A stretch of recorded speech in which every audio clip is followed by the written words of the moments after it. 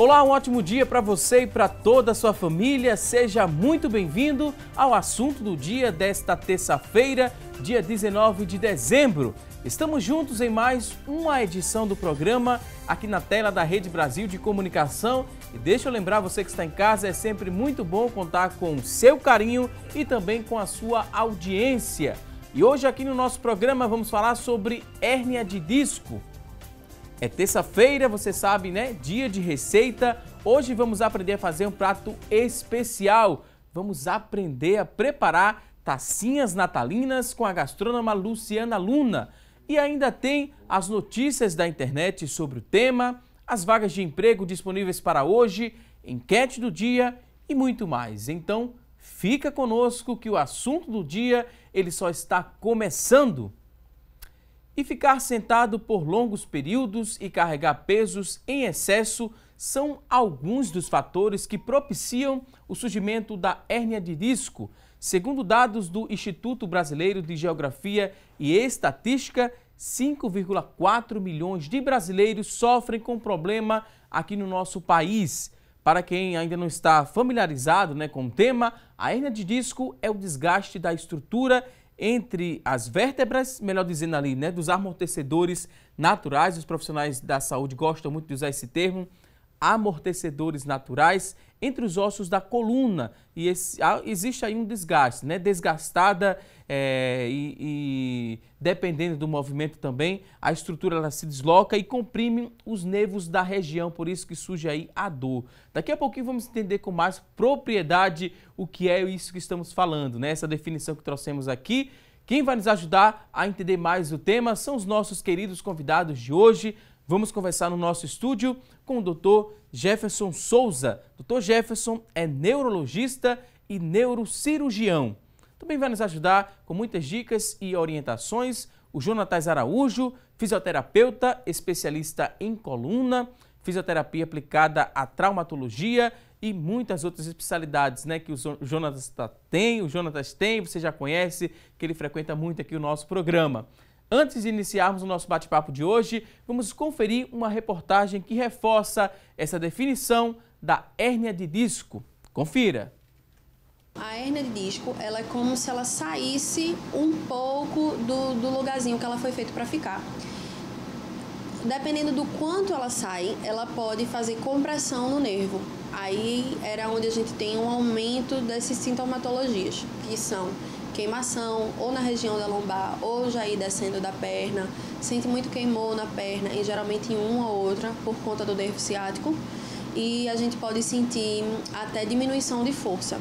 A principal causa para o aparecimento das hérnias de disco é a má postura. Ninguém tem uma postura 100% boa. Quem acha que tem uma postura boa, se a gente for fazer a avaliação, ela tem uma postura ruim. Mas eu acho que tem fatores genéticos como obesidade, que aí pode contar, porque uma pessoa obesa tem mais propensão a ter dores na lombar ou qualquer outro tipo de dor. A fisioterapeuta detalhou quem são os profissionais que podem detectar o problema e como é feito esse diagnóstico. Geralmente pela a história clínica do paciente de dizer, eu tenho dor há tanto tempo, porque se a gente tem uma dor que gera até 3 semanas, é uma dor considerada aguda. Se essa dor persistir até 3 semanas, ela procure um ortopedista, um reumatologista de extrema importância. O pessoal acha que ortopedista é só para procurar quando tem dor, mas na verdade é mais um reumatologista. E aí, ou então, o próprio ortopedista ele pode fazer a prescrição do exame. Na hora de tratar uma hérnia de disco, existem várias formas. Tainara separou alguns exemplos para nós. Aqui a gente meio que dividiu entre fisioterapia convencional e não convencional, A convencional seria o uso dos aparelhos de eletro, termo e fototerapia. A parte de eletro seria onde a gente vai tirar a dor desse paciente. Esse aparelhinho é como se a gente fosse direto no canal de dor e bloqueasse essa dor de chegar no sistema nervoso. Esse aqui é um ultrassom terapêutico. Ele não vai me dar imagem, tanto que eu não tenho nada na tela. A tela dele é só para a gente ver a questão de colocação de frequência, largura de pulso, essas coisas. Na coluna a gente usa geralmente essas maiores. Essas menores seriam para algum tipo de dor mais específica, uma dor e ele consegue me apontar onde dói, eu vou lá e coloco a ventosa. A gente entra na parte muito mais nova da fisioterapia, que seria a palmilha postural. A gente vai colocando os avanços nela, que seriam avanços de postura. Por exemplo, o paciente ele está muito para frente na hora da foto, aí eu coloco um avanço aqui na frente, porque pelo medo dele cair, ele se joga para trás. Em quanto tempo os resultados do paciente aparecem? Isso vai variar de paciente para paciente. Pode ser que com uma sessão ele já melhore muito, saia daqui andando muito bem. Mas pode ser que com 5 sessões é que ele saia desse jeito. Aí eu preciso também da resposta do paciente. Se ele vai ter repouso, se ele saiu daqui andando, saiu muito bem, aí chegou em casa, ele fez trela, né? Se ele se manteve numa postura só, se ele ficou assistindo televisão numa postura só, se ele pegou peso, né? Se ele está tomando a medicação certa que o médico prescreveu para ele, se ele está tomando remédio nos horários certos. Então, o paciente precisa me ajudar. Pois bem, dicas e orientações bem simples que você pode sim colocar em prática para tentar amenizar aí a sua dor causada pela hérnia de disco. Daqui a pouquinho teremos muitas outras informações e orientações com os nossos convidados de hoje. Mas a partir deste momento a gente abre o espaço do programa para que você participe aqui conosco, para que você venha interagir, venha responder a nossa enquete. Vou lançar agora, a partir deste momento, vamos saber qual é a nossa pergunta de hoje? Então vamos lá, vamos ao que interessa, a enquete do dia. Hoje queremos saber de você que está em casa o seguinte. Olha só aqui a nossa pergunta de hoje.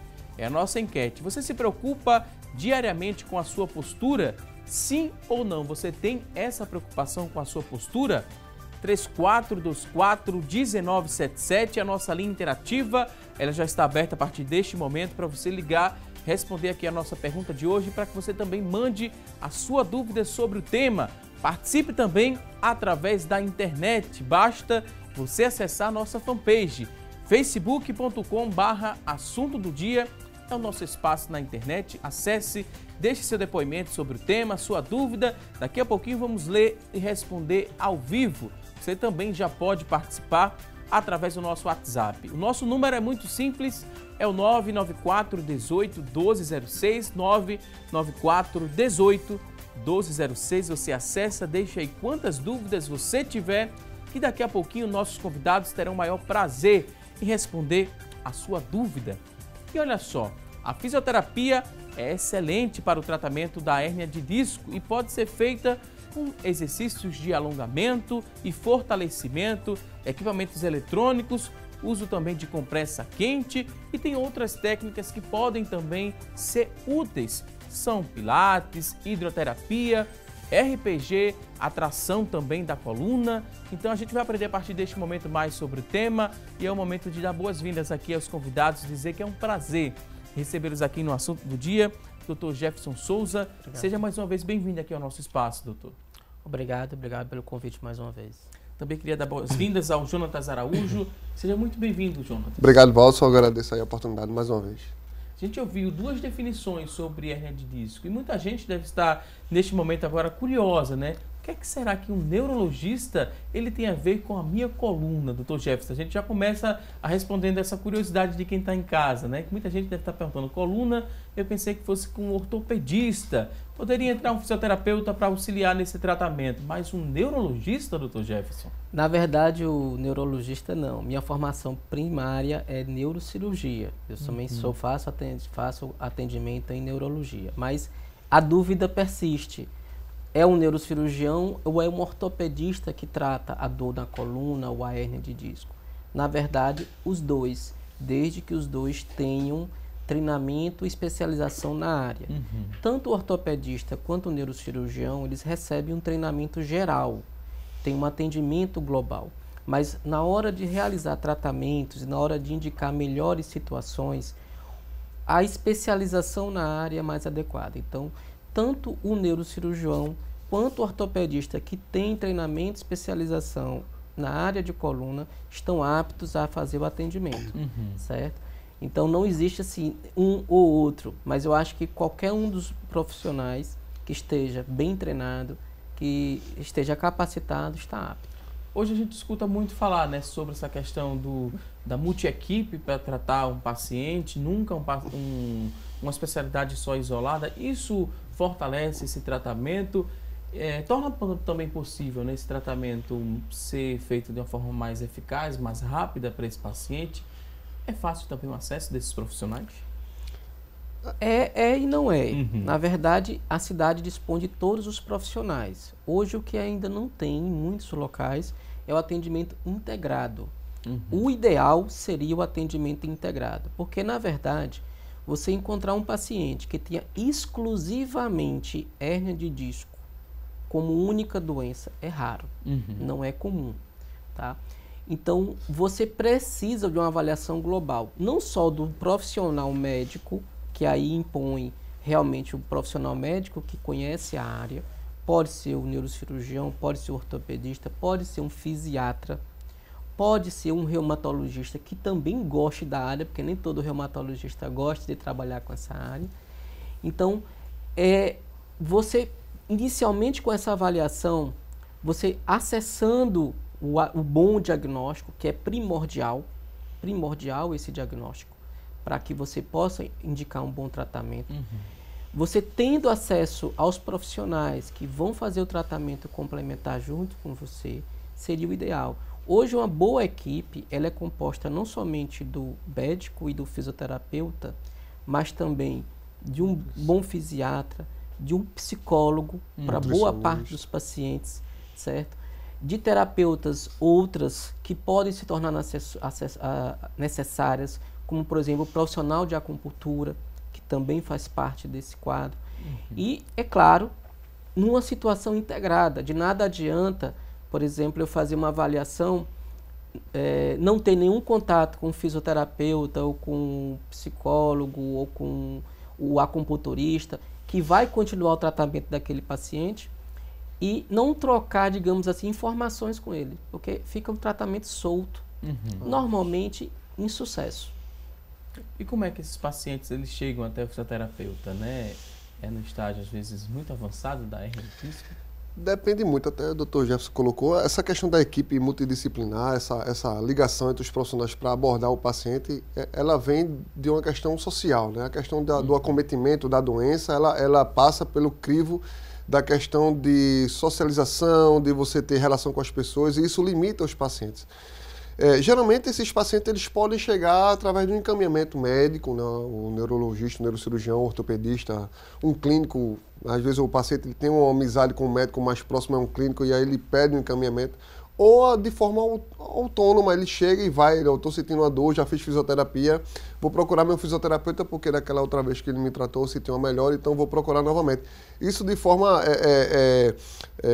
autônoma, ele pode chegar até você sem ser com encaminhamento. É imprescindível que o paciente ele tenha um diagnóstico, ele procure traçar um perfil do que ele tem realmente de problema para poder ser bem direcionado. Essa questão da equipe ela é importante por isso, porque a questão de você ter uma limitação, uma dor, uma lesão, ela vai passar pela questão emocional, ela vai passar pela questão nutricional, ela vai passar por uma questão clínica de dor. Então toda essa abordagem ela é interessante, ela é imprescindível e é necessária para que o paciente ele consiga ter um bom resultado e um bom prognóstico. E a hérnia de disco, ela pode acontecer em qualquer parte da nossa coluna, Dr. Jefferson? Pode acontecer na coluna cervical, na coluna torácica, na coluna lombar. Claro que existem os locais de maior acometimento. E o maior acometimento é lombar, porque é a coluna que mais lida com a sobrecarga do dia a dia, lida com a pressão do dia a dia. Então, naturalmente, você vai ter mais incidência na coluna, chamada na coluna móvel, que é a coluna lombar, e a coluna cervical, principalmente os segmentos entre C5 e C7, e no lombar, geralmente entre L4 e S1. Isso aí varia muito de indivíduo a indivíduo. A gente tem casos de hérnias torácicas, que são hérnias mais raras e que normalmente dão até mais trabalho, mas pode acontecer em qualquer situação, em qualquer parte da coluna. É raro em alguns segmentos, cervical alto, lombar alto, são raros, mas acontece. Por ser mais comum, torna-se mais grave, dói mais, né, quando essa hérnia acomete ali a lombar do paciente? Existe, vai depender muito do quadro que o paciente apresenta. Tem pacientes que eles vão ser mais sensíveis à dor, né, Dr. Jefferson? Tem pacientes que eles vão ter uma resistência maior à dor. E vai depender também do grau de lesão do disco, se tem um desalinhamento importante do disco.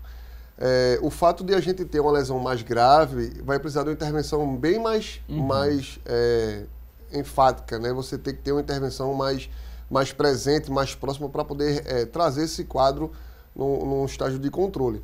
Agora, essa questão de você ter essa gravidade, se é mais difícil ou mais fácil, vai depender muito do que o paciente ele apresenta durante a avaliação, na ressonância ou no raio-x, se ele tem um prognóstico para desenvolver uma hérnia de disco, se ele tem uma alteração de curvatura importante, porque a gente sabe muito bem e a gente sabe que toda a coluna ela é composta por algumas curvaturas normais, que a gente chama de fisiológicas. A gente nem pode ter o acentuamento delas, né, o excesso de curvatura, nem a retificação, ou até mesmo a inversão da curvatura, porque isso vai gerar problemas de adaptações, de compensações musculares, de compensações articulares, que vai gerar dor e limitação para o paciente. A gente explicou, né, na reportagem o que seria essa hérnia, a gente falou da estrutura da coluna, eu até tentei explicar um pouco, não foi, doutor Jefferson, mas me atrapalhei um bocado, né, para explicar sobre essa coluna. Passe, por favor, Jonatas, para o doutor Jefferson. Veja. Essa estrutura aí. Exatamente. Nossa coluna, ela é toda, desde a lombar até a cervical, é composta... Desse mesmo jeito. A única forma. diferença vai ser no tamanho dos corpos vertebrais e no tamanho dos discos. A lombar, obviamente, os corpos vertebrais são maiores, mais fortes, exatamente porque vão suportar mais carga, e a coluna cervical, os corpos vertebrais são menores. Mas a estrutura geral é a mesma. Nós somos compostos da nossa coluna de uma estrutura óssea, que nós chamamos de vértebra, e dessa estrutura intermediária entre uma vértebra e outra, que é justamente uma estrutura de tecido, geralmente fibrocartilaginoso, mas de um tecido maleável, que funciona, como você disse, como amortecedor. Na verdade, a estrutura é composta de um anel externo, rígido, que contém uma substância interna gelatinosa, como se fosse realmente uma substância bastante maleável, macia. O que acontece é que, devido à carga que nós temos ao longo do dia, a gente vai tendo dificuldade cada vez maior com relação a esse tipo, esse disco. Então, à medida que a carga vai acontecendo, ocorrem rupturas no chamado anel externo, do anel fibroso do disco, e esse líquido, que é praticamente líquido, mas é uma gelatina, começa a vazar por essa ruptura. E nesse vazamento acontece isso aqui. Esse vazamento dessa substância gelatinosa, ela ocupa um espaço que não pode ocupar, porque não tem esse espaço, na verdade. Então, quando a gente avalia a relação do espaço normal que nós temos do lado de cá, em que nós temos um orifício por onde sai a raiz, chamado de forame. E esse orifício tem que ter o espaço necessário para que essa raiz trabalhe bem com liberdade. Quando eu tenho uma hérnia ocupando esse espaço, então essa raiz ela não tem espaço para trabalhar bem e ela começa a ser machucada até nas mudanças de posição. Isso leva a um processo inflamatório muito grande e é esse processo inflamatório que leva à dor. Então, esse processo é que tem que ser literalmente contido. Do contrário, a dor persiste. Gire só um pouco para lá, doutor, para o William e José ali que está acompanhando nessa câmera 2. Esse ponto que chama a atenção, né, doutor? Esse ponto vermelho aí. Exato. Esse ponto vermelho é que seria a hérnia de disco. Então, esse ponto, ele ocupa um espaço que não existe, que ele não pode ocupar e que, para ele ocupar, ele começa a machucar a raiz. E com isso, provoca dor, porque ela não foi feita para ser machucada nem para ser empurrada. Então, essa dor, naturalmente, dependendo da raiz que for machucada, vai para um ramo muscular, para um grupo muscular, gerando dor naquela região, que pode ser desde o pé até a raiz da coxa. A gente bem falou, né, que existe ali o desgaste por conta do excesso, às vezes excesso de peso. O que mais contribui para a formação dessa hérnia de disco? Né? Às vezes as alterações posturais também, né? A gente, doutor Jefferson colocou muito bem essa questão, e assim, essa diferença, porque às vezes você pega, até o próprio paciente, às vezes ele é autodidata, ele gosta de ler, né, doutor Jefferson? E lá no laudo tem dizendo assim, protrusão ou hérnia de disco. Existe essa diferença e o que o Dr. Jefferson colocou aí é exatamente a hérnia de disco propriamente dita, que é quando você tem um rompimento do anel, né? Você tem um anel ao redor que é mais rígido e esse anel ele faz uma fissura e você tem esse extravasamento da questão desse núcleo de gelatina que está no centro do disco. Uhum. Então, essa é propriamente dita a hérnia de disco pura, né? E geralmente, dependendo dessa gravidade, você vai ter aí um grau de indicação, muitas vezes, de cirurgia, né? O doutor já pode colocar isso melhor do que eu. Mas existe o grau de protrusão discal, que é apenas um desalinhamento do disco, um abaulamento do disco por conta da sobrecarga. E aí, geralmente, esses pacientes vão gerar uma alteração na curvatura dessa coluna lombar, né? Vão colocar na região lombar, que é mais comum. E aí, essa alteração postural vai gerar um processo inflamatório, como ele bem colocou, e isso vai gerar uma defesa do próprio corpo, que é fazer um grau de encurtamento dos músculos posteriores, desde o glúteo até a região posterior de perna e tornozelo. Uma outra grande questão que a gente precisa entender é que quadros de pacientes que têm a protrusão discal, hérnia de disco, vai depender do nível de sensibilidade à dor, né? A protrusão discal, ela gera um processo inflamatório que pode gerar encurtamento e limitação dos movimentos de tronco, de flexão, de rotação, e aí você precisa trabalhar esse paciente de forma não cirúrgica, né? Até o ponto dele ter uma necessidade realmente, se a gente preza para que o paciente não chegue à mesa de cirurgia, porque aí a tendência do prognóstico às vezes, não é de ficar 100% sem dor. Geralmente, o paciente, eles podem evoluir com dor, mas aí você precisa dar essa correção para você diminuir sobrecarga, diminuir compressão de raiz nervosa. E para que as pessoas entendam em casa essa dor que o Dr. Jefferson colocou, da hérnia tocando a raiz do nervo, quem não já tocou o cotovelo na quina da mesa e sentiu aquele choque na mão? Então, imagine uma compressão do nervo, e esse nervo ele vai do trajeto do braço até os dedos. Então, quando você coloca, que bate, machuca, você vai sentir aquela dor irradiada, aquela dormência, aquele formigamento. Então, quando você tem uma compressão mecânica a nível de coluna e o disco está desalinhado, está com uma protrusão, você vai ter essa mesma sensação. Pode ser um cansaço, uma dormência, uma falta de força, uma sensibilidade de formigamento, porque o nervo está sendo comprimido. E aí gera esses sintomas. Agora vamos a um rápido intervalo. Daqui a pouquinho tem mais assunto do dia. Até já!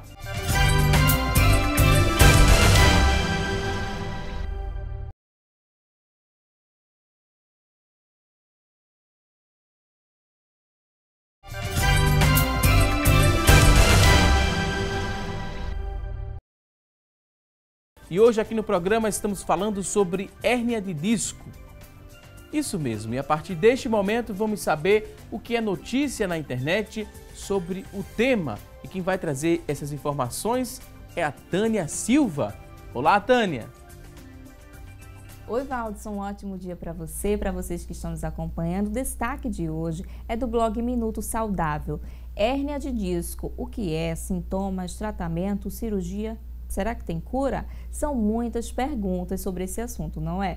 Essa lesão na coluna vertebral que causa dores nas costas e pescoço e pode até irradiar para os braços e pernas, atinge em média de 2 a 3% da população, entre 40 e 50 anos. Aqui no Brasil, mais de 5 milhões de pessoas têm o problema. E apesar de muitas pessoas reclamarem de dores nas costas, segundo o ortopedista e especialista em coluna, o Jonas Lenze, apenas 15% das dores na lombar estão relacionadas com a hérnia de disco. São muitas dúvidas sobre o assunto, é por isso que a gente volta agora ao estúdio para falar mais sobre isso.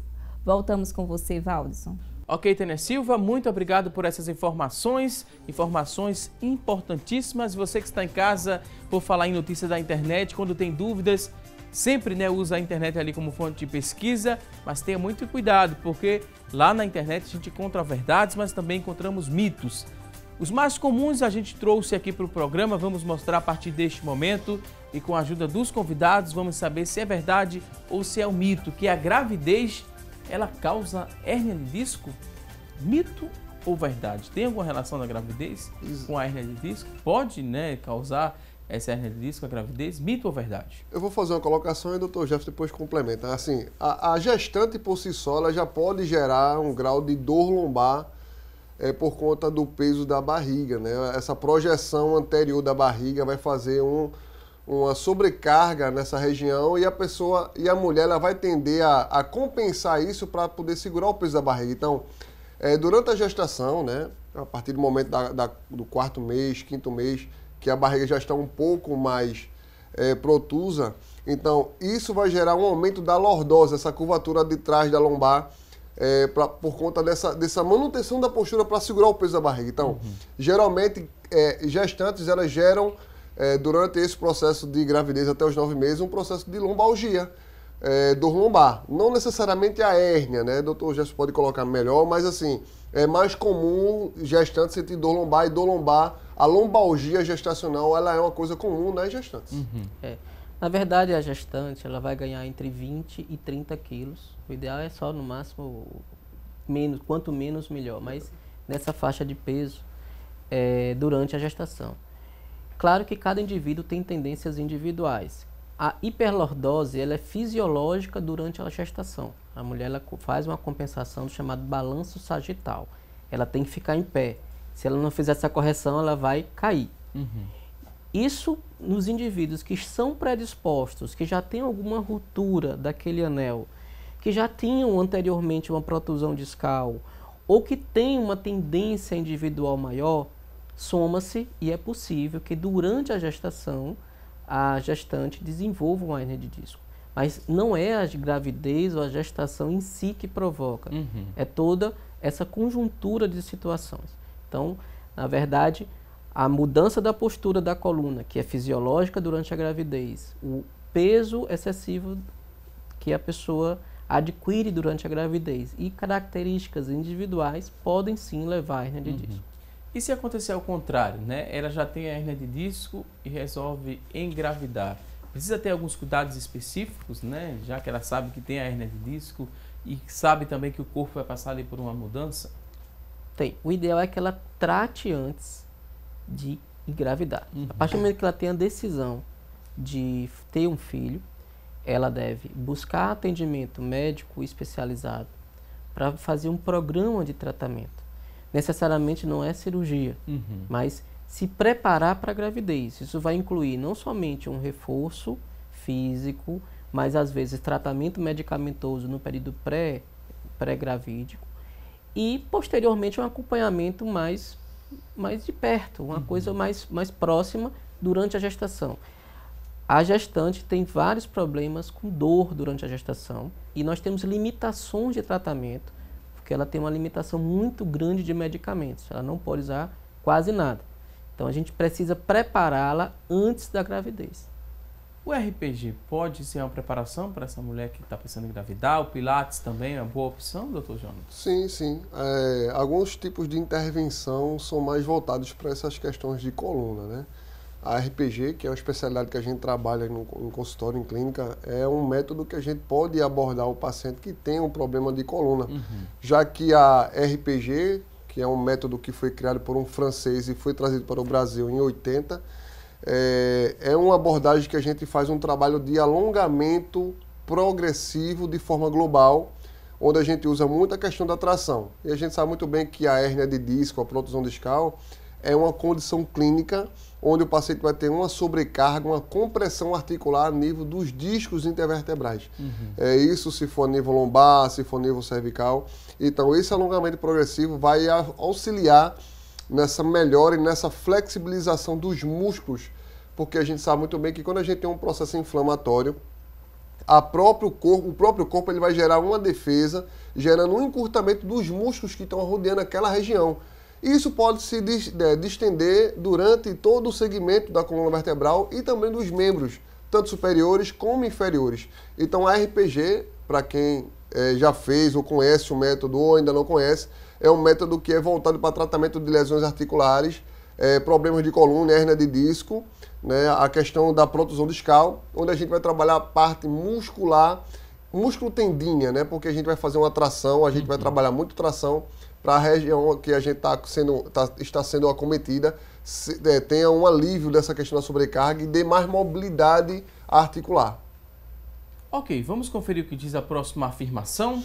Próximo ponto, mito ou verdade, que as dores lombares, elas irradiadas para as pernas, devido à hernia, são por conta da hérnia de disco, né? Tem essa característica, isso aqui é mito ou verdade? Dores lombares irradiadas para a perna são devido às hérnias de disco. Mito ou verdade? Isso é verdade, né?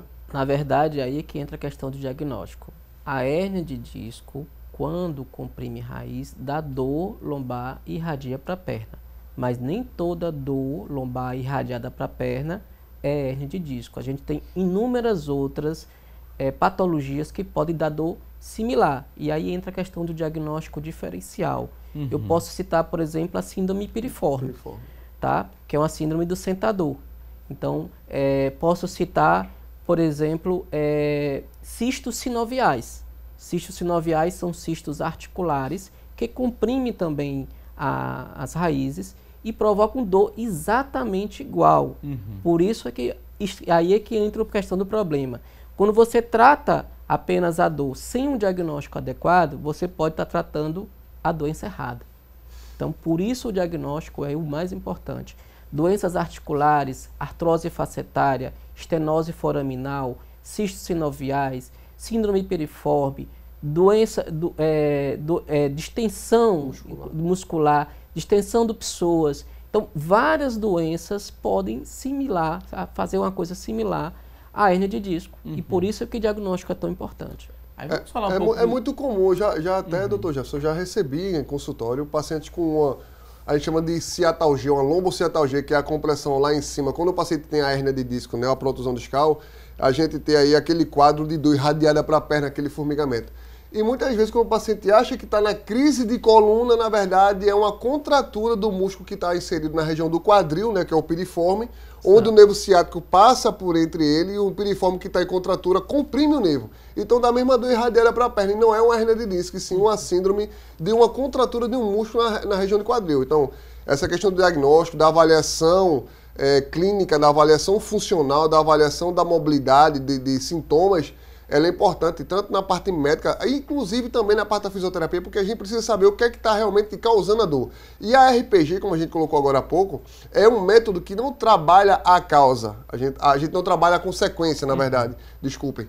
A consequência é a dor, mas muitas vezes a dor não refere o local exato do problema. A causa ela pode estar mais em outro local que não seja aquele local que o paciente está se queixando de dor. Então a questão da avaliação é muito importante, a questão da avaliação clínica, a avaliação por imagem, entendeu? E a gente poder diferenciar as doenças, porque tem doenças que realmente têm quadros similares de acometimento, de sintoma. É o que vai fechar esse diagnóstico, né? Essa questão da imagem é o quê? É um simples raio-x que vai chegar a esse... Hoje a gente tem uma quantidade muito boa de avaliação diagnóstica.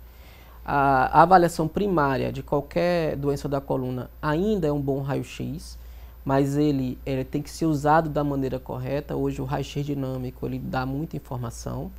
A tomografia de coluna ela também vai complementar essas informações, principalmente na questão da avaliação óssea, da avaliação articular.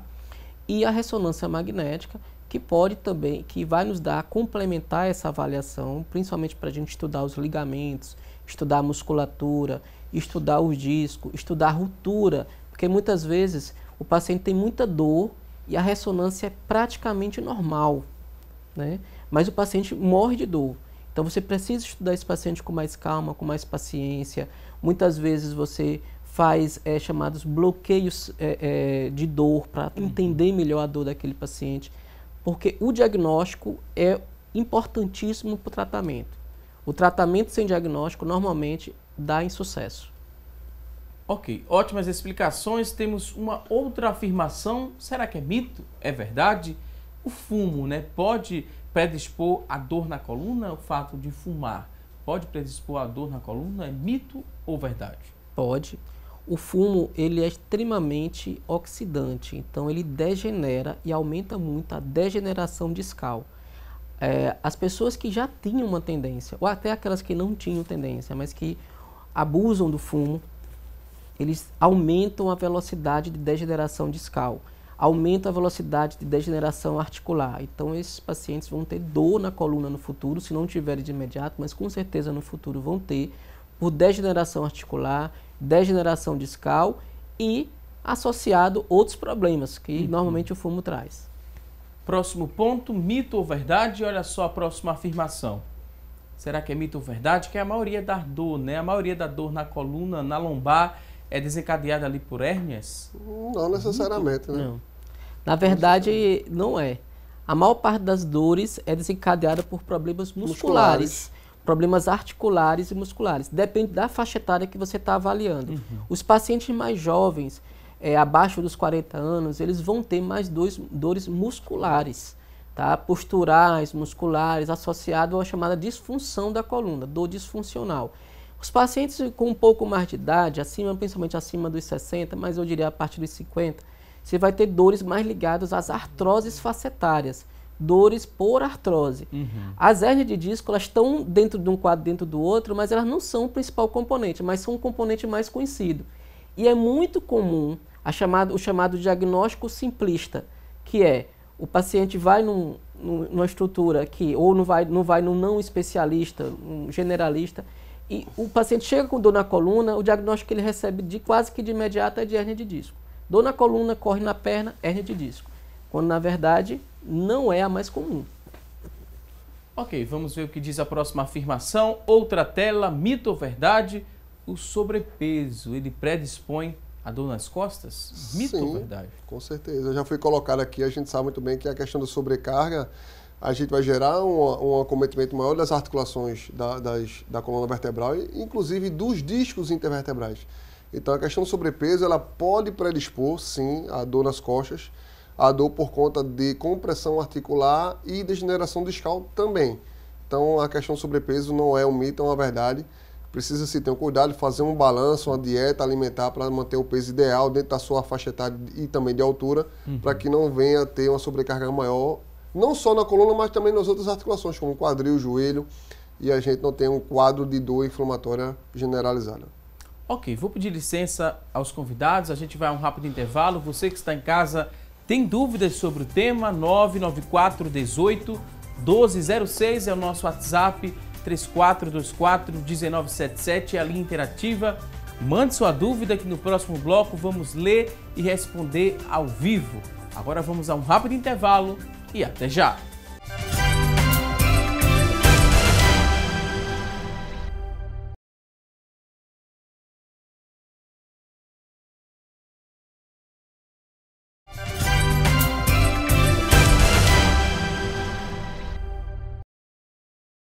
Estamos de volta com mais assunto do dia aqui na tela da Rede Brasil de Comunicação e hoje estamos aprendendo sobre hérnia de disco.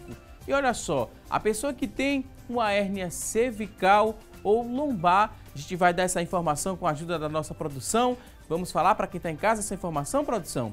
A pessoa que tem essa hérnia cervical ou lombar, ela precisa de alguns cuidados que podem auxiliar ali no alívio da dor.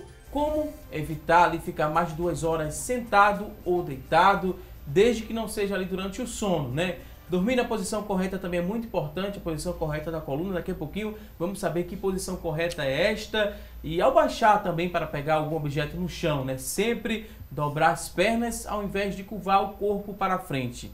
São algumas dicas importantíssimas. Teremos muitas outras a partir deste momento. E de forma muito interessante, porque a partir deste momento a gente conta com a participação dos convidados aqui no nosso vídeo wall. Vamos usar aqui o nosso recurso, né? Tem esse telão aqui para a gente aprender um pouco mais sobre o tema. Então vamos aproveitar bastante. Dr. Jefferson e Dr. Jonatas estão aqui para nos auxiliar. Temos aqui a imagem da hérnia de disco, né? Para você que está em casa, a gente viu ali naquele objeto que o doutor trouxe, mostrou para a gente no começo do programa. E a gente segue aqui aprendendo sobre a hérnia de disco. Que também é um exemplo muito clássico, né, Dr. Jefferson e Jonatas? Na verdade, aqui a gente está vendo a vértebra e nós estamos vendo um disco degenerado, com perda de altura e uma protusão posterior, como a chama hérnia, comprimindo a região do forame e a raiz que sai desse forame, a raiz nervosa. Então, esse achurado vermelho é mostrando que essa raiz está doendo nesse momento em virtude da compressão da hérnia, tá? Então, isso aqui mostra claramente como é que acontece o processo. Tá? Isso acontece principalmente por processo degenerativo e por protusão. A gente explicou também, né, agora há pouco, que quem tem a hérnia, seja lombar ou cervical, tem que tomar alguns cuidados. Um dos cuidados foi não ficar muito tempo sentado ou muito tempo deitado. Tem esse intervalo assim, 2 horas no ideal, que não seja ali para dormir, né? Se for para dormir, tem que descansar, né, Jonatas? Mas, afora isso, tem que ter essa preocupação. Tem que ter, porque assim, o fato que a gente tem uma alteração postural é a questão de você manter a posição por muito tempo, né? Então, você quebrar esse vício postural de você ter uma posição mantida por muito tempo, ela é muito importante. Então, a cada 2 horas de trabalho, você parar um tempo para você mudar o padrão de movimento, mudar o padrão da postura, é importante para não gerar uma acomodação tanto da musculatura como da articulação. Que a gente pode estar, às vezes, trabalhando muitas vezes e numa posição inadequada gerar uma compensação articular. E isso mantido durante muito tempo pode gerar um grau de lesão ou um processo inflamatório e gerar uma alteração postural. Então, mudar o padrão das posturas que você tem durante o dia a dia, ou você deitar um pouco numa posição em decúbito de lado, a gente chama de decúbito lateral, deitar de lado, para poder descansar um pouco a coluna, colocando lá o travesseirozinho entre os joelhos na cabeça, para poder descansar um pouco essa musculatura, descansar um pouco essas articulações, é importante para que a gente não venha gerar uma alteração biomecânica e aí gerar um processo inflamatório, uma lesão mais importante. Ok, temos outras imagens aqui falando sobre hérnia de disco. Vamos acompanhar aqui a próxima imagem.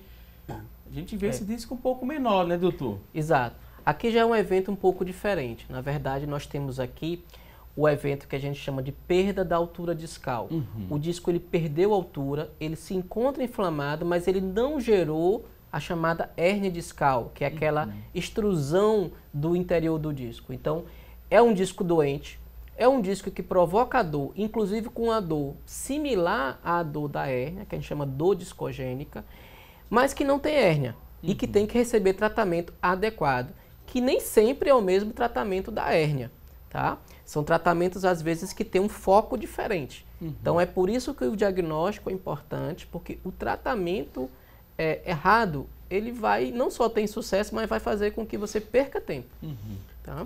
A gente viu também, né, quando tem a saída daquele líquido, né, sai do lado direito, necessariamente vou sentir a dor irradiando ali do lado direito, doutor? Exato. Se sai do lado esquerdo também dessa forma, mas nesse caso, né, não saiu líquido. A dor é central, né, doutor? Na verdade, nesse caso, a dor pode vir de qualquer forma. Ela pode ficar exclusivamente lombar, ela pode se direcionar para um dos forames, porque o processo inflamatório pode acabar indo para um forame, ou ela pode se direcionar para os 2 forames ao mesmo tempo, porque o processo inflamatório pode se direcionar para os 2 forames, atingir a raiz e daí se irradiar através do trajeto dela. Então, é uma dor que precisa ser bem estudada, precisa ser bem diagnosticada e não se deve ter pressa nesse diagnóstico. Muitos desses pacientes, às vezes, a gente tem que estudar durante semanas até chegar a um diagnóstico preciso. E aí não gerar aquela questão, né, que já aconteceu comigo, doutor Jefferson. A gente tratar um paciente e muitas vezes ele assim, ó, eu já fiz fisioterapia, 30, já fiz 40 sessões, RPG, já fiz pilates e não melhorei. Então, assim, às vezes a gente vai trazer assim, ó, a gente vai fazer esse tratamento de novo. E o paciente não quer fazer mais porque eu já fiz e não deu certo. Então, assim, talvez lá atrás aconteceu exatamente o que o doutor Jefferson colocou, que é a questão de você ter um bom diagnóstico e direcionar aquele tratamento de forma mais eficaz. E às vezes o paciente, às vezes pode acontecer de o paciente fazer um tipo de tratamento de intervenção que não é indicado para aquele quadro dele, fazer um monte de sessão, 20, 30, 40 sessões e aquele resultado esperado ele não chega. E cria um trauma. E cria um trauma. Cria um trauma. E daí é que entra a questão da interatividade da equipe. Por exemplo, situações muito extremas em que o paciente está com muita dor, ele não vai responder bem à fisioterapia, porque ele não aguenta os procedimentos mais adequados da fisio. A fisio vai ter que trabalhar de maneira muito limitada, vai ter que fazer uma coisa menor. E muitas vezes o paciente vai para a fisio, volta reclamando que não quer ir mais porque fez um movimento lá e a dor piorou, e aí volta reclamando. E o que falta, às vezes, é a interatividade. Por exemplo, o fisio dizer, olha, esse paciente não vai aguentar que eu faça esse tipo de tratamento, eu vou tentar um novo. Ou então vai me dizer, tem como você melhorar a analgesia para que eu possa trabalhar ele dessa forma? Ou mais ainda, nas equipes que a gente trabalha, a gente costuma fazer em casos extremos, não todos, mas em boa parte dos casos hoje, um chamado tratamento conjunto. Eu entro, faço o que a gente chama hoje de infiltração, que é a injeção de anestésicos e analgésicos e corticoides e algumas outras medicações. Isso provoca um alívio da dor no paciente por um período de 1 a 2 meses, e é nesse período que eu peço para ele intensificar o trabalho da fisioterapia, porque ao tempo que a medicação deixar de fazer efeito, a fisioterapia começou a ter o efeito dela. Então, é isso que eu chamo de interação da equipe. Do contrário, fica ele fazendo o trabalho dele, eu fazendo o meu e o paciente no meio. Entendeu? Enquanto que é para ficar todos três juntos. E acontece muito, às vezes, dessa interação não acontecer, e às vezes o médico às vezes fala assim, ó, não vai fazer fisioterapia agora. O fisioterapeuta entende que deveria fazer a fisioterapia. Exato. Aí vamos fazer aqui porque você vai melhorar. Aí termina isso tendo um choque, né? Assim, um choque de informação, tanto na questão emocional do paciente, como na questão dele saber que vai melhorar ou não. Se ele vai fazer a fisioterapia e vai melhorar, se ele vai seguir a orientação do médico com a medicação e vai ter uma melhora. Agora, esse contexto ele precisa ser bem trabalhado, inclusive é até um costume nosso, doutor Jefferson, a gente manter essa questão dessa interação, dessa comunicação que é importante, até porque a gente trabalha com a minha abordagem, a nossa abordagem é de a gente trabalhar os pacientes de coluna. A gente precisa ter essa interação, tanto com o ortopedista, geralmente é ortopedista, neurologista, neurocirurgião, que vai encaminhar aquilo para a gente, e a gente precisa dar esse feedback a ele para poder, poxa, esse fisioterapeuta aqui, ele está entrando num consenso comigo e a gente vai poder trabalhar junto no sentido de dar um melhor resultado. Então é interessante que o próprio paciente também tenha esse entendimento, o fisioterapeuta tem esse entendimento, o médico também tem esse entendimento, e esse seja uma coisa com um objetivo único, não apenas da questão financeira, porque isso é consequência, mas a questão da melhora do paciente. E isso é que vai trazer o respaldo para os profissionais e também de você ter uma abordagem diferente e você ter um resultado satisfatório que o paciente possa ter um benefício de melhorar a qualidade de vida. Vou falar em interatividade, muita gente participando aqui no nosso WhatsApp, muita gente mandando dúvidas. E enquanto a gente acompanha a próxima imagem, né, a gente vai lançar em tela cheia, a gente volta para os nossos lugares, vamos acompanhar agora a última imagem, deixa só exibir, doutor. A próxima imagem, vamos conferir juntos, pode ser jogada em tela cheia. Pronto. Tela cheia para quem está em casa e a gente vai seguir para sentar. Só um minutinho para a gente conferir agora. A gente volta agora para sentar e a gente vai explicando, né, doutor, essa imagem. Aí Pronto. Parece que houve uma ruptura, doutor. A gente Exato. tem um osso quebrado. Essa imagem parece até o osso, mas na verdade essas fibras que apresentam-se à frente daquela imagem é justamente o anel fibroso do disco que foi roto e criou-se um orifício nesse anel e o líquido gelatinoso do disco intervertebral começa a vazar por esse orifício e começa a comprimir a raiz à frente, né? Gerando aquela imagem vermelhada, que é a imagem justamente da dor. Então, isso seria uma visão microscópica do que acontece da doença dentro do disco. Então, esse disco, para ele adoecer, ele precisou sofrer uma sobrecarga muito forte, literalmente ele foi amassado e rompido, certo? E o líquido no seu interior, que seria o nosso líquido de amortecimento, vazou, essa gelatina vazou e começa a provocar um processo inflamatório que vai levar à dor que o paciente vai sentir. Ok, então vamos agora responder as dúvidas, muita gente interagindo, querendo resposta aqui do questionamento feito no nosso WhatsApp. Jaciel do Zumbi, ele diz o seguinte: trabalhei muito tempo como servente de pedreiro, hoje minha coluna está comprometida, não posso nem vestir uma calça, se vou espirrar dói muito. Ele quer saber se pode estar com hérnia de disco. É pouco provável, tá? O mais comum das pacientes ou dos pacientes que sofrem de dores crônicas, que parece ser o caso, associado principalmente a uma sobrecarga física de longa duração, são quadros disfuncionais, alterações de postura, de curvatura e alterações articulares, né? É possível também que esse paciente, que ele não falou a faixa etária, que ele também tenha já associado doença discal degenerativa, que ele tenha associado estenose foraminal. Então, é pouco provável que ele tenha só hérnia de disco. É até possível que dentro das doenças que ele possua, que provocam a dor, ele tenha um ou outro disco com uma protusão ou com uma hérnia, tá? Mas eu acho pouco provável que seja só a hérnia. Até por conta da função dele, né? Exatamente. A função dele gera muita sobrecarga, então pode ter outras coisas associadas também. A próxima pergunta é da Marlene, ela mora em Camaragibe, ela disse que tem 2 hérnias de disco, né? Tem também artrose na coluna e às vezes fica com muitas dores na lombar, sem conseguir se movimentar. Ela quer saber um tratamento recomendado para esse caso dela. Ela foi diagnosticada, ela chegou ao diagnóstico através de uma ressonância e a dor dela na lombar. Certo. Olha só, podemos ter mais de uma hérnia, doutor? Curioso isso. É pouco provável também, tá? É pouco provável. A verdade é que quando você tem doenças que a gente chama multinível, doenças em vários níveis, você raramente vai ter a hérnia de disco em todos esses níveis. O que você pode ter muito é protusões discais, maiores ou menores, ocasionalmente uma ou outra hérnia. Mas vários níveis com hérnias é muito raro. Não vou dizer que é impossível, porque em medicina tudo é possível, mas é raro. O que eu estou percebendo é um caso similar ao paciente anterior, ao ouvinte anterior. Ela tem também artrose, tá? Então, a artrose facetária, com certeza, faz parte também do diagnóstico, do provável diagnóstico dela, e que pode estar contribuindo com a dor, alterações posturais, porque os pacientes que têm dor crônica de longa data, eles criam uma postura viciosa, levam alterações gerais, que levam, como o colega falou, a encurtamentos musculares, a tensões musculares, que também gera dor, porque a gente começa a ter dor muscular. Inclusive, vários desses pacientes podem desenvolver quadros de fibromialgia, que complicam mais ainda a dor.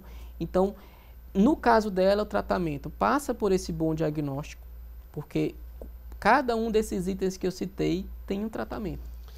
Uma questão que a gente pode colocar aqui, geralmente as pessoas, doutor Gelson, elas confundem hérnia com protusão. Na verdade, eles falam hérnia para tudo, hérnia de disco.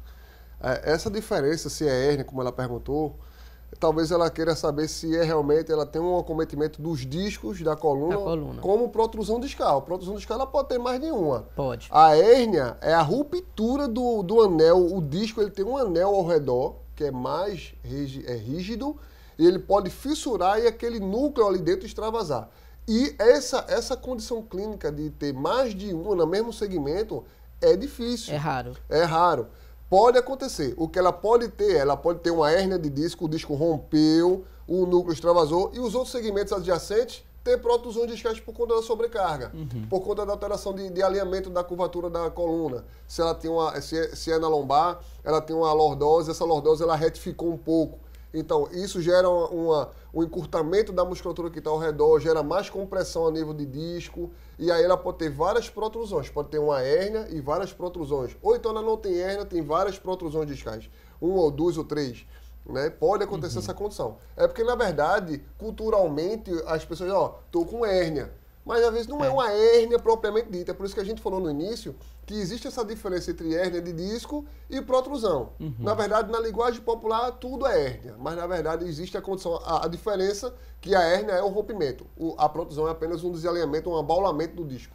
Ok, vamos seguir com mais perguntas. Tem muitas participações aqui, a gente vai ganhar um pouco de tempo. Dilson, ele tem hérnia de disco e tem artrose também. Tem como fazer cirurgia, doutor? Porque tenho várias câimbras na perna, tenho também uma certa dormência e minha última crise, ele disse que ficou 1 mês de cama sem conseguir andar direito. Se o diagnóstico for por indicação cirúrgica, tem sim como fazer cirurgia. Agora, o diagnóstico precisa ser realizado, afastado outras possibilidades de tratamento ou até realizar outros tratamentos antes de se pensar no procedimento cirúrgico. Mas ele citou um fato que ele tem uma queixa de dormência na perna. Então, é preciso se avaliar no exame físico se ele tem só dormência ou se ele já tem atrofia, se ele já tem alterações segmentares que mostrem que há uma lesão radicular. Porque se houver uma lesão nervosa, aí a gente geralmente tende a indicar cirurgia, tá? Mas normalmente a gente espera o tratamento clínico conservador, convencional, antes de falar em cirurgia. Agora tem a participação da Maria Ribeiro, ela é de Carpina, ela disse que a mãe dela tem 78 anos e tem bico de papagaio, sente muitas dores nos ombros e também no pescoço. Por que sente tanta dor, né, com esse bico de papagaio? É a dúvida aqui da Maria Ribeiro. É nossa conterrânea lá, né? Então, essas dores é proveniente do processo de artrose, como uma paciente já faixa etária alta, né, idosa. Então, existe um processo natural de degeneração óssea, né, a osteoartrose. O bico de papagaio é o nome popular que se usa, que na verdade é o desgaste ósseo, né? Então, essas dores é proveniente desse desgaste que pode estar gerando aí um acometimento, uma limitação do movimento, da articulação, né, um processo inflamatório. Isso gera dor, principalmente em idosos, né? Porque tem uma limitação do movimento já por conta da faixa etária. E possivelmente ela tem dor mista, tá? Normalmente o idoso tem dor variada. Pelo que ela disse, ela tem doença cervical e doença em ombros. Porque a mesma artrose que acomete a cervical, ela também acomete os ombros. Então, provavelmente, ela também tem artrose de ombro, que gera dor, e tem artrose cervical, que gera dor. E existe tratamento. E que pode ter artrose em outros segmentos. Pela idade dela, ela pode ter artrose em outros. Nessa faixa etária, obviamente, que ninguém fala em tratamentos mais agressivos. Mas, por exemplo, os processos de infiltração, os processos de bloqueio, hoje são processos muito utilizados justamente nesse perfil idoso, que é um perfil que não consegue mais submeter a outros tipos de tratamento e que tem uma resposta muito boa. Vou pedir licença aqui aos convidados, daqui a pouco a gente volta para falar mais, né, sobre o tema e responder outras dúvidas. Agora a gente vai a um rápido intervalo, mas antes tem um recado da Luciana Luna, porque hoje tem o quadro Receita do Dia e tem mais uma receita especial que pode compor aí o seu jantar natalino. Olá, Luciana!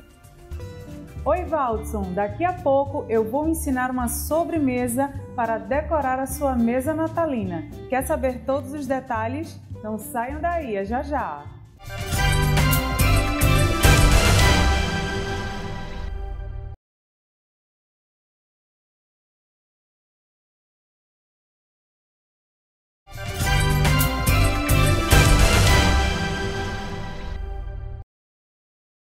Já estamos de volta com mais assunto do dia e a partir deste momento vamos aprender uma sobremesa deliciosa para compor a sua mesa de Natal. Então vamos aprender com a gastrônoma Luciana Luna. Ela vai nos ensinar a fazer tacinhas natalinas. Confira!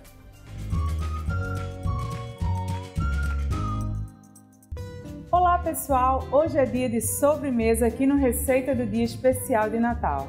E se você vai reunir muita gente na sua casa e quer praticidade na hora de servir, hoje eu vou mostrar como fazer tacinhas natalinas que vão dar uma cor toda especial à sua mesa. Vamos começar? Então pegue papel e caneta e anote todos os ingredientes. Para a receita de hoje, nós vamos precisar de 395 gramas de leite condensado, 100 gramas de creme de leite, uma colher de chá de margarina, anilina em gel verde, geleia de morango, biscoito Maria triturado e confeitos para decorar. Nós vamos começar a receita de hoje preparando um creme bem simples. Aqui eu vou colocar numa panela o leite condensado,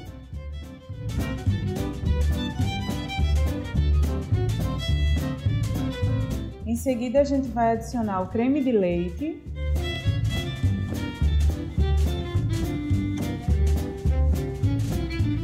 e a margarina.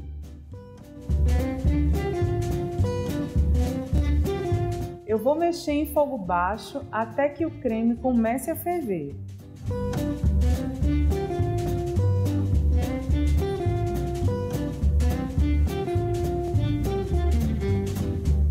O creme tem que ficar nessa consistência, bem cremoso.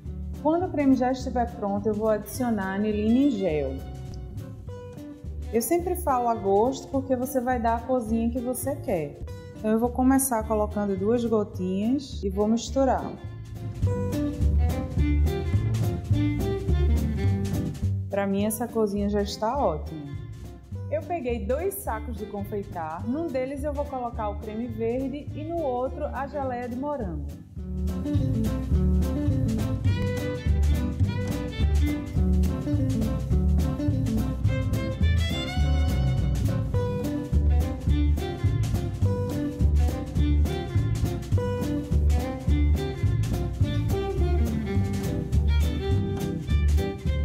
O próximo passo da nossa receita é a montagem. Aqui eu tenho tacinhas pequenininhas, onde eu vou colocar a primeira camada de biscoito triturado.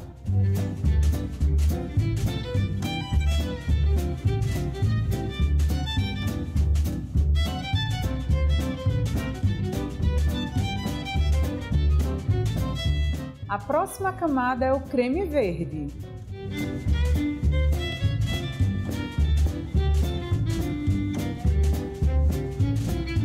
Agora nós vamos colocar a geleia de morango.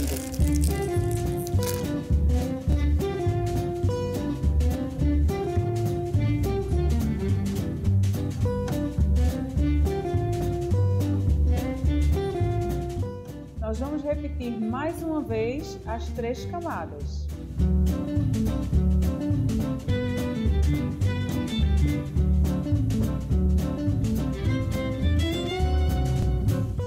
Essa foi a nossa dica de hoje, simples e prática de fazer, e eu tenho certeza que todo mundo vai gostar, principalmente a criançada. Nos vemos no próximo Receita do Dia.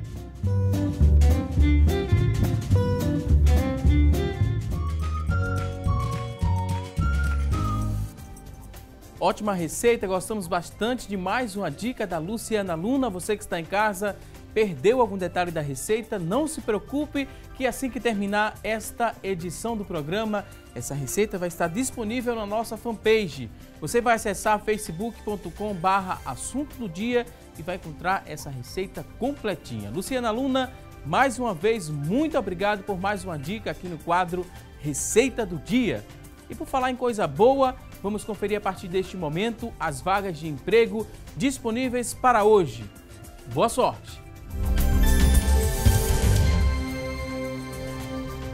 Vamos conferir juntos as dicas de hoje. 2 vagas para estoquista. Ensino médio completo é a exigência para você preencher uma dessas vagas. Experiência de 6 meses, salário R$ 1.060. 2 vagas para estoquista. Vamos conferir juntos mais oportunidades de trabalho. Agora tem 5 vagas para vendedor interno.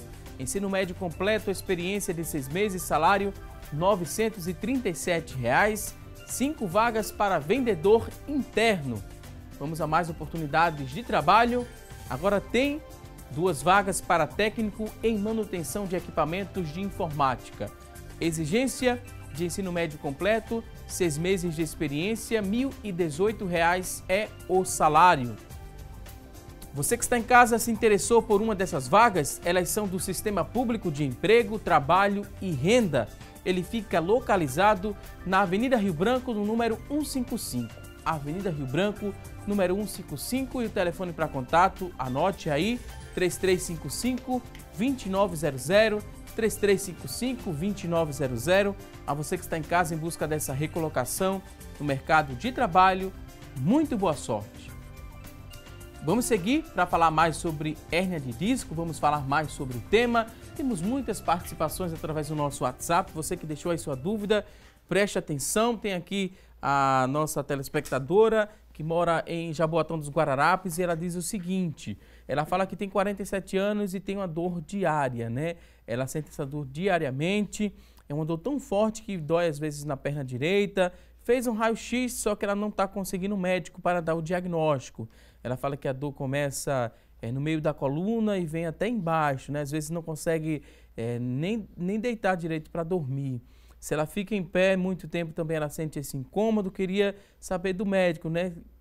Ela tem aqui também os exames que a gente não pode mostrar na televisão, mas ela quer saber o seguinte: para ter esse diagnóstico, né, doutor, como é que ela deve proceder? Tem alguma informação sobre o serviço público para que a gente possa auxiliar aqui a telespectadora de 47 anos?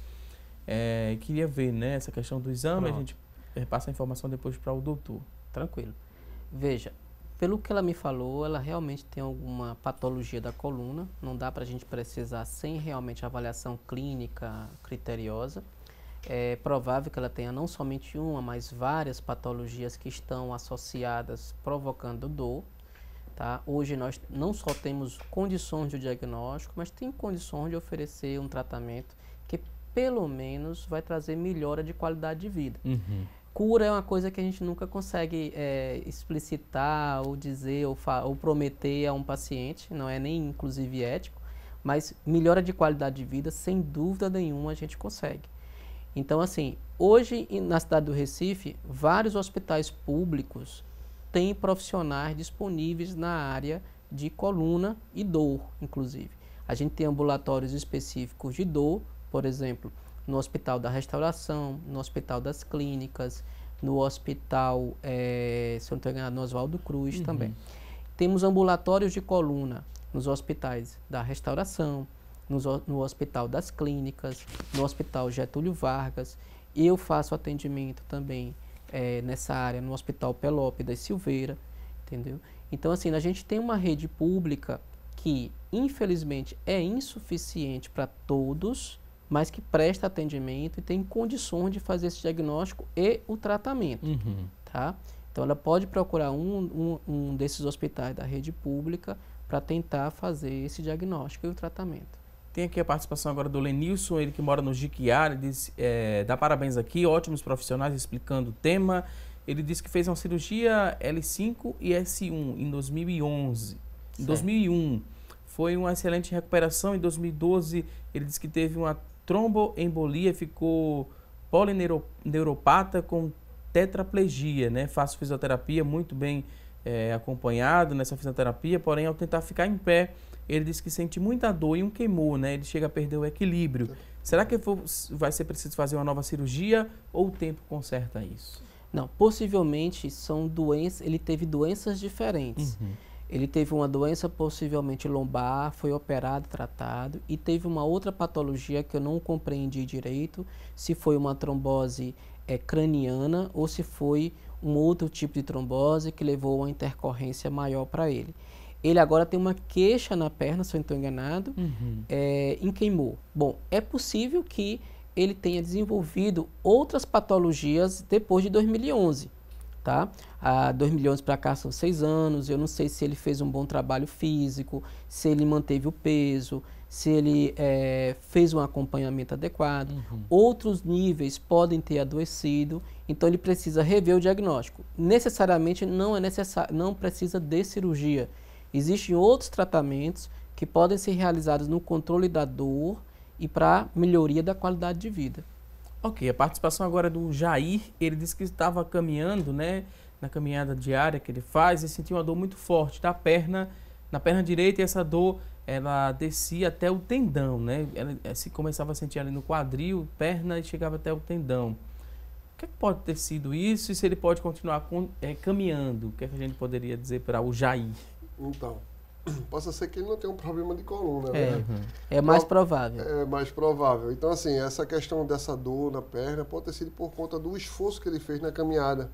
Como a musculatura dele não estava preparada para sofrer uma variação de atividade, além do que ele já vinha fazendo cotidianamente, isso pode ter gerado aí uma distensão, um estiramento na musculatura e gerou essa dor na perna, uma dor inflamatória.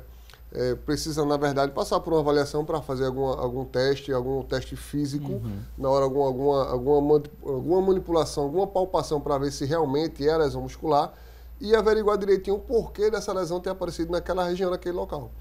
Ok. O Wilson agora mandou uma dúvida, ele diz que um desgaste, né, no disco da coluna, é possível fazer cirurgia? A gente falou um pouco sobre isso e a gente reitera agora, doutor. Possível não é necessário sempre. A necessidade quem determina é o tratamento e a evolução do paciente.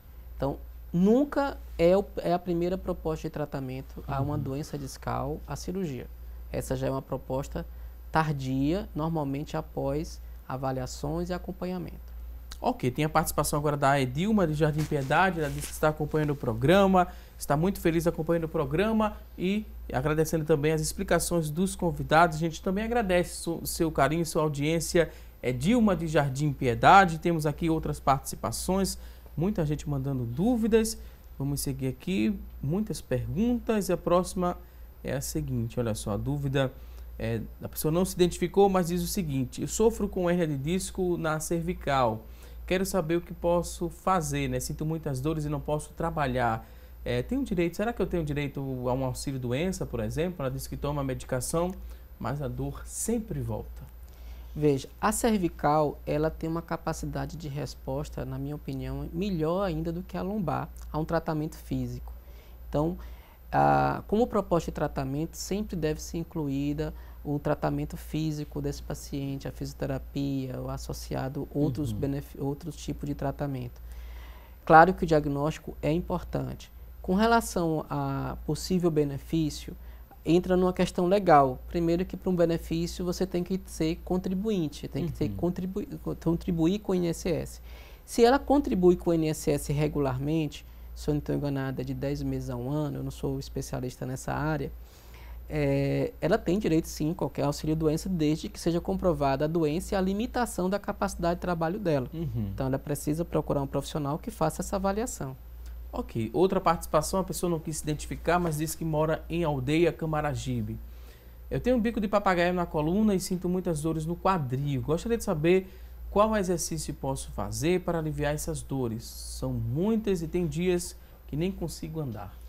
Então, a princípio, saber que grau de lesão ela já tem, para poder ver o que é que a gente vai poder orientar no sentido de fazer as atividades. É importante sempre o paciente ele fazer trabalho de alongamento e mobilidade. Lógico que a gente vai respeitar o grau de limite de dor que ele sente, tá certo? O grau de mobilidade de movimento que ele também sente, para poder a gente poder ir incrementando gradativamente e progressivamente exercícios mais direcionados no sentido de desenvolver um pouco mais a mobilidade e aliviar as dores, sabendo que todo o quadro inflamatório ele vai gerar um grau de encurtamento muscular.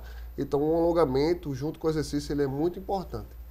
Ok, a dúvida agora é da Josivânia, de Dois Unidos. Ela gostaria de saber o seguinte: gostaria de saber se, por eu ter trabalhado quase 6 anos como telefonista, o tempo todo sentada, se isso pode ter ocasionado, né, a minha dor lombar e a hérnia de disco que tenho. Isso depois de quase 12 anos que veio aparecer a primeira crise, né? Ela já não tinha mais dores. Pode, né? Quase 6 anos trabalhando sentada, pode ter desenvolvido essa hérnia de disco por conta de ter passado... A gente associar, assim, com 100% de certeza, a gente não tem como associar, porque a questão é, o que ela fazia fora do ambiente de trabalho?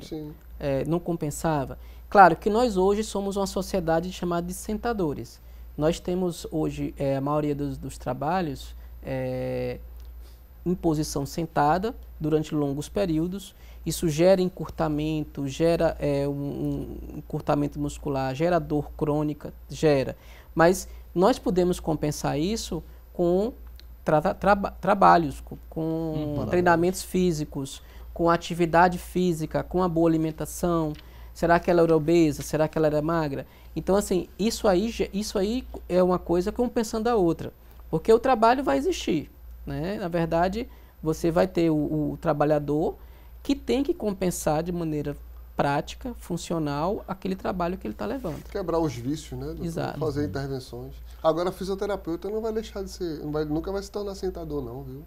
Fisioterapeuta trabalha bastante, se movimenta bastante. Mas a gente trabalha muito também, sentado. Viu, a gente ficou um tempo ali em pé, não foi? Mostrou algumas já melhorou. Melhorou um pouquinho, né? Já melhorou. É a exceção à regra. Deixa eu pedir licença agora aos convidados. A gente tem o resultado da nossa enquete para mostrar para você que está em casa. E a pergunta de hoje foi a seguinte: você se preocupa diariamente com sua postura? Olha só, das pessoas que ligaram e participaram, 20% falaram que tem essa preocupação diária com a postura. 80% das pessoas que ligaram para a gente e participaram disseram que não tem essa preocupação. Então é bom passar a se preocupar o quanto antes, viu? Sabe por que não se preocupa? Porque a princípio não gera dor, só vai procurar quando sente dor. Ok, estamos agora na reta final do programa. Queria muito agradecer a participação dos convidados. Dr. Jefferson Souza, neurologista e neurocirurgião. Muito obrigado mais uma vez por sua participação aqui no programa. Considerações finais, fique à vontade. Obrigado mais uma vez pelo convite. Só queria relembrar a todos que em qualquer situação de dor persistente, não deixe de procurar profissionais especializados. O que mais a gente vê atualmente são pessoas que não só tinham um diagnóstico errado, mas fizeram tratamentos durante longos períodos de maneira equivocada. Isso não só retarda um bom tratamento, mas pode levar a um quadro de dor crônica, que é difícil de reverter posteriormente. Mais uma vez, muito obrigado, doutor Jefferson. Jonatas Araújo, fisioterapeuta, especialista em coluna, tem aqui várias especialidades, né? O Jonatas, mas mais uma vez, obrigado por sua participação. Jonatas, volte mais vezes, considerações finais, fique à vontade. Eu quero agradecer a oportunidade e deixar só um lembrete para o pessoal que, realmente, endossando aí o que o doutor Jefferson colocou, sempre é importante procurar um profissional qualificado, especializado, para que possa direcionar direitinho, fazer uma boa avaliação e você ter uma melhora na sua qualidade de vida, sabendo que não é apenas um profissional sozinho que vai trabalhar aquele paciente, e a gente precisa de uma equipe multidisciplinar e a gente precisa ter essa interação para que você tenha uma boa e uma melhora da qualidade de vida. Obrigado. Mais uma vez, muito obrigado. A você que está em casa, obrigado pelo carinho e a audiência de sempre. Não se esqueça, teremos um novo encontro amanhã, ao vivo, às 9h30 da manhã, aqui na tela da Rede Brasil de Comunicação. A você e a toda a sua família, um forte abraço e até amanhã, se Deus quiser. Até lá!